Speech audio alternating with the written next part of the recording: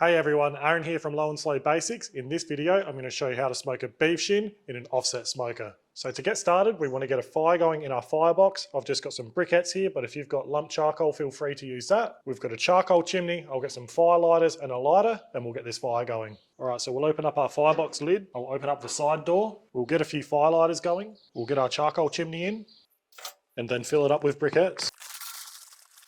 So we've got about 10 to 15 minutes before those briquettes will be ready, so we'll come back to this beef shin. Now, as a whole piece like this, you'll hear it sold as a beef shin, beef shank, or even a beef hammer. When you take the bone out and slice it into steaks, it'll be more commonly sold as gravy beef, or you'll also see it sold as osso buco, where the butcher will leave the bone in and they'll slice it into steaks on the bandsaw. It's a great cut for low and slow cooking, and we're gonna get started today by trimming it up. So you wanna get yourself a nice sharp knife, and we're just gonna take any silver skin and excess fat off.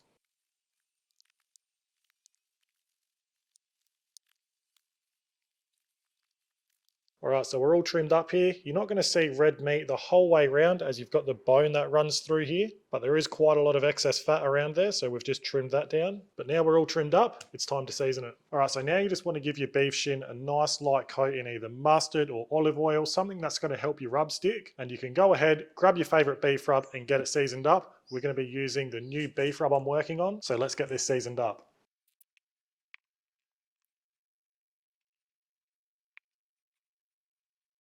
Alright, so now our beef shin is all trimmed and seasoned. Let's have a look at these briquettes. Alright, so our briquettes are pretty much ready, but before we dump them in, we're just going to set a few things up in our cooking chamber. So we'll open our lid.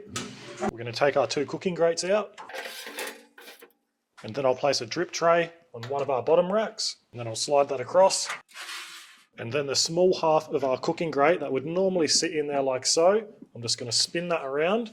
And I'm going to place that over the top of our drip tray. And then when our smoke is ready, our beef shin will just sit in there like so. But that's not quite ready to go in yet. We've still got to build this fire, which is what we're going to do now. All right, so we'll take our charcoal chimney out.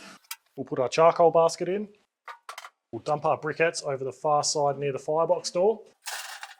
And then we'll get a beautiful ironbark split from natural smoke on.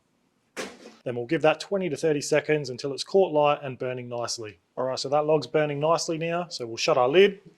We'll get our next log on top of the firebox to start preheating. We're going to leave our side firebox door open for now, and then you want to make sure your top chimney stack is open. All right, it's only been a few minutes since we put that log on, and as you can see, we've got beautiful, clear, thin blue looking smoke, which is exactly what you want to see before you put your meat on. The first couple of minutes, we had that thick, heavier, white looking smoke. You don't want to see that before you put your meat on, otherwise it's going to leave a bitter taste on whatever you're smoking. And if you do see that thick, heavy white smoke, it probably means your logs are too cold, you haven't preheated them, or your fire doesn't have enough oxygen to burn efficiently. So make sure your firewood's been seasoned properly, make sure it's not damp, make sure you're preheating your logs, and make sure you're giving your fire enough oxygen. Every offset smoker is different. There's so many variables when it comes to offset smoker fire management. The type of wood you're using, the outdoor temperature, the wind, and many other things come into play. So don't hesitate to play around with your firebox and make the adjustments necessary to get a clean burning fire going. But for now, we're going to wait for our temperatures to settle a little bit, and then we'll get this beef shin on. All right, so our temperatures have settled nicely. Let's get this beef shin on. All right, so now our beef shin's on, we just want to maintain that clean burning fire. If you want to see a video purely on offset smoker fire management, I'll put a link down in the video description for you to check out. And our smoker temperature for this cook is going to be at around the 275 Fahrenheit or 135 Celsius range. And honestly, I'm not going to stress too much if I'm 50-ish degrees either side of that. It is an offset smoker. They're going to fluctuate. You're going to get a temperature spike when you put a fresh log on, and you're going to have a temperature drop once your existing log is starting to burn down. And always remember that your lid thermometers are going to be inaccurate. They're going to show you a much higher reading than what's actually happening at grill level. So for now, we're going to let this beef shin smoke away, and we'll check back in throughout this cook. All right, so it's been about 40 minutes or so since we got our fire going. I can see our temperature is starting to drop. As you can see, that log is burnt down nicely. So we'll get our next log on. We'll give that a good 10-20 seconds for that to catch light and start burning nicely. As you can see, it's starting to catch light pretty quickly. Might even just move it across a touch. And that's burning well now, so we'll close our lid and we'll get our next log on top to start preheating. And the next time we put a log on, which will put us at around the 90-minute mark into this cook, we'll open up our cooking chamber and have a look at this beef shin. I reckon we'll start spritzing our beef shin at around that stage as well, so we'll come back soon. All right, so we've just put another log on. Our next ones are now preheating. Let's have a look at this beef shin. Looking amazing. Getting some drawback on that bone already. It's looking a touch dry on the outside, so I'm just going to give it a little spritz with a mix of apple cider vinegar and water. Doesn't really matter what you're spritzing with. This is just going to really help keep the meat nice and moist. Then we'll close our lid and let this keep smoking away. So we're just going to continue to do what we've been doing for the first hour and a half of this cook for the next 2 to 3 hours, which is, like I said, maintaining that nice, clean burning, efficient fire. And we'll have a quick check of our beef shin every time we put a log on. If it needs a spritz, we'll give it one. The next stage of this cook is when we'll wrap the beef shin up. I'll be looking for some really nice color on that beef shin. I want that bark to have set, and I'll be aiming for an internal temperature of around 160 Fahrenheit or 70-ish degrees Celsius. So we'll continue on with this cook and check back in soon. All right, we're about 4.5 hours into this cook. The beef shin looks amazing. Let's have a look at it. All right, so as you can see, the beef shin is looking incredible. Got an amazing bark in there. And all I've been doing for the last hour or two is I've been checking the internal on each side, and whatever side is behind, I've been facing towards the firebox, just so it helps it cook a little bit more even. So we're going to check our internal now. All right, so our internal temperature is a little bit behind, but I reckon we'll be ready to wrap this up in about an hour. All right, so almost 5.5 hours into this cook, and we are ready to wrap this beef shin. Now we've got 2 layers of good quality foil ready, and you could add things into the wrap like beef tallow, beef stock, but we're going to be using a nice dark beer today. We've gone with some coffee porter from Pirate Life. Any liquid that's going to complement the flavors of beef will work well. So let's get this out and wrap it up. That is looking incredible. So we've just gently placed our shin down on the foil. We'll wrap it up, we'll leave the top slightly open, and then we'll pour our coffee porter in.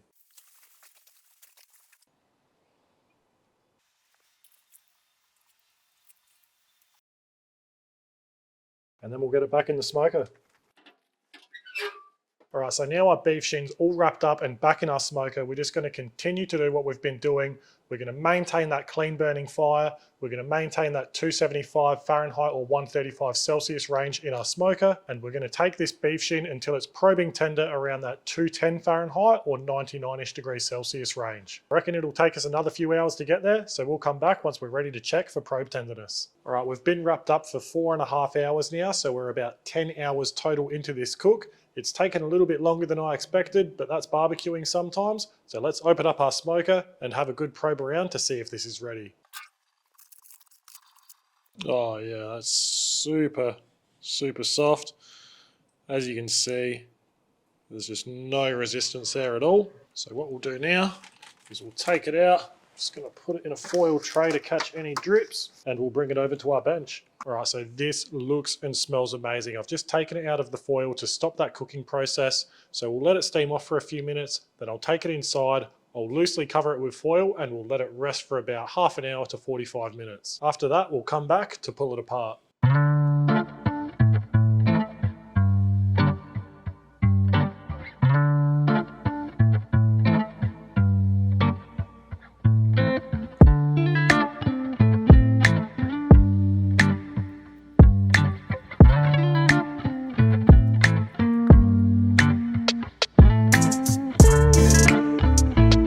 This little piece here might just be the best looking bit of pulled beef I've ever seen.